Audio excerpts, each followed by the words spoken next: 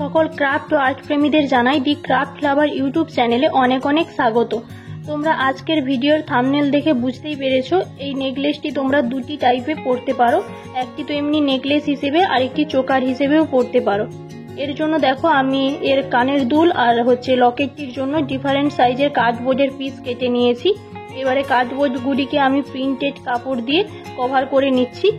তোমরা চাইলে এখানে এমনি এক কালারেরও কাপড় ব্যবহার করতে পারো, শুধু দেখে নেবে টুইস্টেড রোপ এবং কাপড়টির কালার কম্বিনেশন যেন ঠিকঠাক হয়। এইবারে দেখো এক্সট্রা কাপড়গুলো এভাবে ছোট ছোট পিসে কেটে ব্যাক সাইডে গ্লু লাগিয়ে আটকে দিচ্ছি। একই রকম ভাবে অন্য কার্ডবোর্ডের পিসগুলিও করে নেব।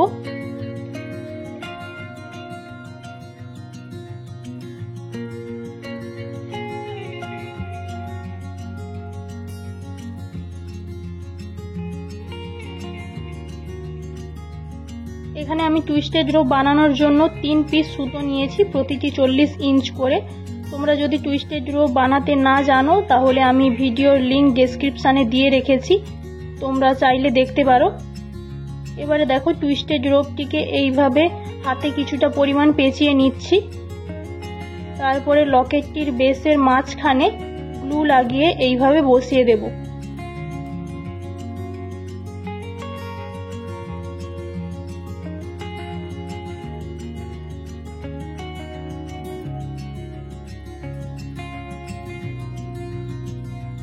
তারপরে দেখো টুইস্টেড রোপটির যেখানটায় কাটবো সেই জায়গাটিতে প্রথমে একটু গ্লু লাগিয়ে নেব, তারপরে টুইস্টেড রোপটি কাটবে, না হলে এটি খুলে যাবে।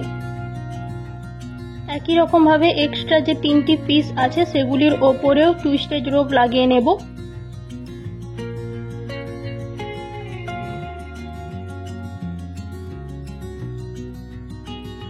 এবারে সম্পূর্ণ শুকনো হয়ে যাওয়ার পর বড় যে পিসটি আছে সেটা এবং আরেকটি ছোট পিস নিয়ে দুটোর এইরকম পেছন দিক উল্টে দিয়ে মাঝখান বরাবর গ্লু লাগিয়ে 4-5টি সুতোর গুচ্ছ এইভাবে লাগিয়ে নিচ্ছি। তোমরা এই দুটিকে জয়েন্ট করার জন্য মাঝে জাম্প রিংও লাগাতে পারো, কিন্তু জাম্প রিং লাগালে মাঝের যে গ্যাপ একটা সেটা বোঝা যায়, আর সুতোর ক্ষেত্রে সেই গ্যাপটা বোঝা যায় না। এবারে ব্যাক সাইডে গ্লু অ্যাপ্লাই করে পুরোটাতে কাপড় লাগিয়ে নেব।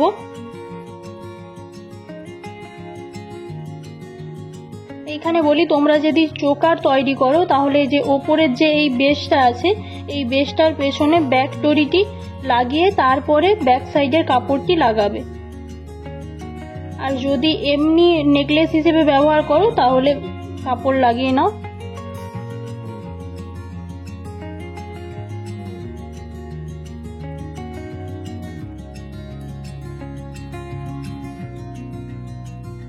এবারে সম্পূর্ণ শুকনো হয়ে যাওয়ার পর দেখো এই ছোট পিসটার নিচের দিকে 3টে ফুটো করব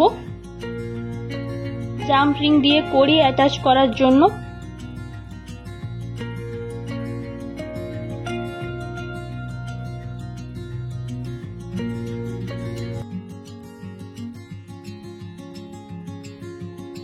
এইভাবে জাম্প রিং এর ভেতরে প্রথমে কড়িটা লাগিয়ে নেব, তারপরে লকেটটির নিচে যে ফুটো করেছিলাম তার মধ্যে জাম্প রিংটি আটকে দেব।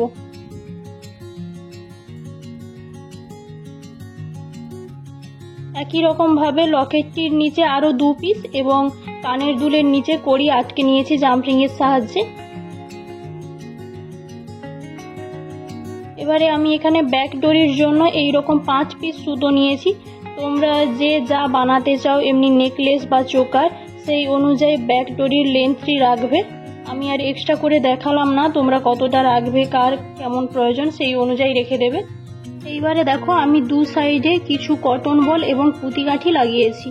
তোমরা যদি এমনি নেকলেস হিসাবে ব্যবহার করো পেন্ডেন্ট নেকলেস তাহলে ইয়াররিংটিতে তোমরা ইয়াররিং হুক লাগাবে, আর যদি চোকার ব্যবহার করো তাহলে তোমরা ইয়াররিংটির পেছনে স্টাম্প পিন লাগাবে।